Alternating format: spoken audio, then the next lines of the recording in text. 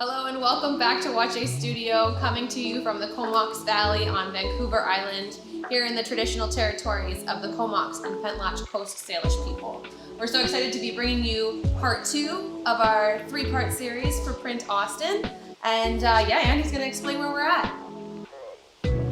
How's everybody doing today? In part 2, we're going to actually start printing this print.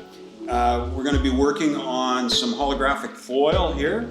It's kind of a unique material, and we'll be printing Rod Sayers' The Cod Who Ate the Moon. Is that correct? That's right.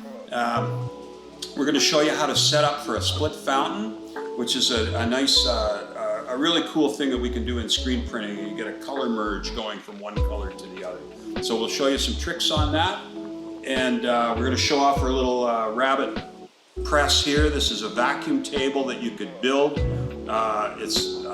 We sell it as a kit, but you could build it yourself, and this is all part of Screen the World. So you could build something like this and have it at home.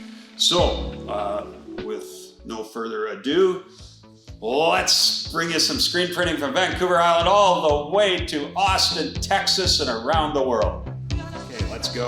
Let's set this up.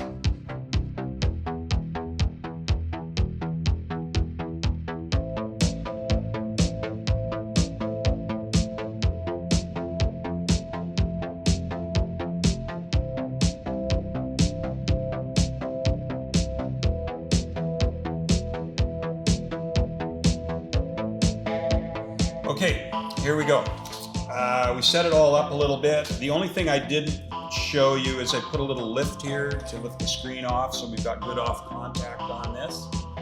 And we're ready to go. We want to have scrap paper to start with because you won't have it perfect on the first go. So we're using newsprint here, so I've got some here and I got a bit more there. And let's dump the ink in. So what I like to do when I'm printing, I know what else I need to do, is I want to pour a taper in here, and the blue is going to go down into the light blue here. So we're going to start at the top, and I'm going to put ink in. I'm going to bring it down and basically as far as I want the blue to go, and we pour it, we make it like a taper, so it's kind of tapering out in the center there. And then I'm going to put the other color of blue coming up from the bottom in a kind of a reverse taper. And the whole idea is that we've got, once we start printing, we're going to have an even amount of ink in here, and it's not going to go one way or the other unless we push it, we decide to push it. And I'm going to get it over here as much as I can. Bring that blue up as far as it's going to go. So there's a couple of rules to screen printing. One is that usually the dark color will overpower the light color, so you have to be a little bit careful of where the ink's going. The other main thing is that once you got it going perfectly, you'll run out of ink. So you have to monitor as you're going and add a little bit of the pure ink from the outside. So we've got our taper here. Everything's good. I'm going to turn the vacuum on.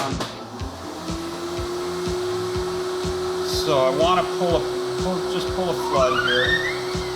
You can see it's got a strong streak through there, but it's starting to blend a little bit. I'm going to go back, and then we're going to pull print.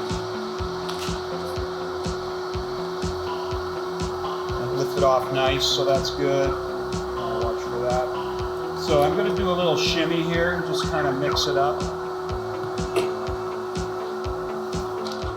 There's our print.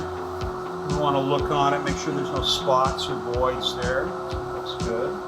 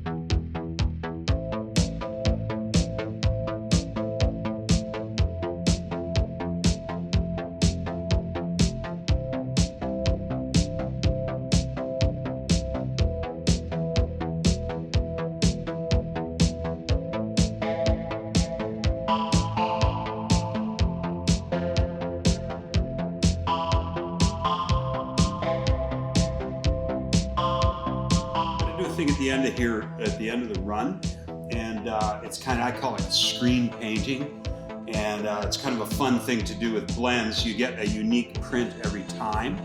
So I'm going to turn the vacuum back on, but you can watch what I do. And basically, I'm going to drip ink into here and then print over top.